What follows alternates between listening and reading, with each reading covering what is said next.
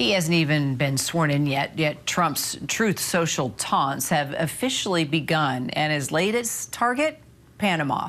Welcome to the United States Canal, he posts, saying that the U.S. could demand the return of the canal if the Central American country fails to reduce the fees and tariffs it imposes on American ships and address concerns about Chinese influence.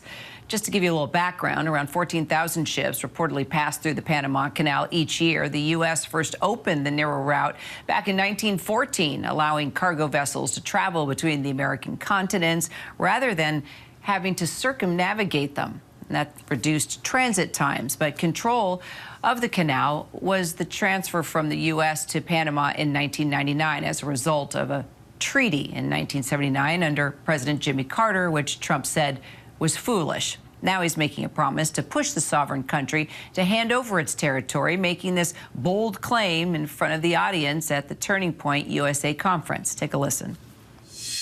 It was given to Panama and to the people of Panama, but it has provisions. You got to treat us fairly, and they haven't treated us fairly. If the principles, both moral and legal, of this magnanimous gesture of giving are not followed, then we will demand that the Panama Canal be returned to the United States of America in full, quickly, and without question. Senior White House correspondent Selena Wang now joins us for more on this. So, Selena, Trump has made some pretty big promises and vows, but does he really have the ability to regain U.S. control over the canal? Yeah, look, it's all unclear. Donald Trump was claiming during that speech that the U.S. is being ripped off by the rates set by the Panama Canal, and he's saying that if this ripoff doesn't stop, that he will demand the Panama Canal be returned to the United States. But it's really unclear how that would be possible, how that could happen, given that the canal was returned to Panama's control under a treaty signed by both countries. But Kira, look, what this does show is that we are buckling up for what could be a very 4 years of unpredictable foreign policy when it comes to the decisions of Donald Trump. And we are hearing a fierce response from Panama's newly elected conservative president, responding to these threats from Donald Trump with a fierce no. And I just want to read to you part of the statement that he made in a video message. The Panamanian president saying, quote, "Every square meter of the Panama Canal and its adjacent zone is Panama's, and it will remain so. Any contrary position has no validity or support on the face of this earth." Panama's president also defended the country's transit rates, saying that these rates are set transparently, that they are not ripping off shippers, and that they are based on market conditions, and these rates are necessary to keep the canal operational. Yeah, of course, Trump going back at the president saying, yeah, we'll see about that. He's not giving in at all. It should be interesting to see what happens between these two leaders. Well, at the same conference, Trump also spoke about his billionaire sidekick of sorts, Elon Musk, saying that Musk is not taking the presidency. Take a listen. And no, he's not taking the presidency. I like having smart people.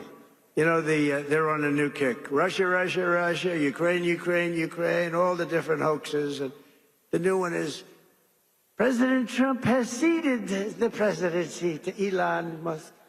No, no, that's not happening.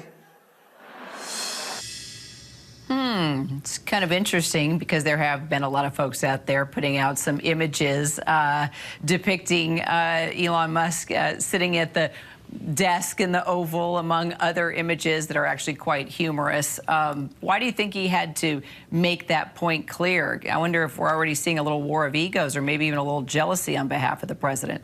Yeah, Kira, well, all of this comes as you have leading Democrats calling Elon Musk, quote, President Musk, and calling Donald Trump Vice President Trump. Now, all of this, of course, after this drama over that funding bill, which President Biden just signed into law over the weekend to avoid that government shutdown. But it was Elon Musk, along with Donald Trump, who torpedoed the original bill at the last minute. But it was Elon Musk who first started attacking that original bill, posting on X for nearly an entire day, calling it full full of bloated and wasteful spending. Then Donald Trump didn't weigh in until much later in the day, after Elon Musk had already been posting his views on X for hours and hours. So now you have Democrats questioning and slamming House Republicans for caving into Elon Musk's demands and asking if you now have the world's richest man, who is not an elected official, asking if he's the one who's actually calling the shots here. So you heard Donald Trump up on that stage in Arizona last night. He was really defending his relationship with Elon Musk, saying that he likes to have smart people around him. He also reassured his supporters, Kira, that Elon Musk can't actually be president because he wasn't born in this country. But we've been talking about this for weeks now. Donald Trump likes to hold the attention. He likes to be the smartest person in the room. So there are questions about how long this bromance can last when you've got these two very large competing egos. Yes, it's going to be very interesting to watch and indeed see how long it lasts. Selena Wang, thank you.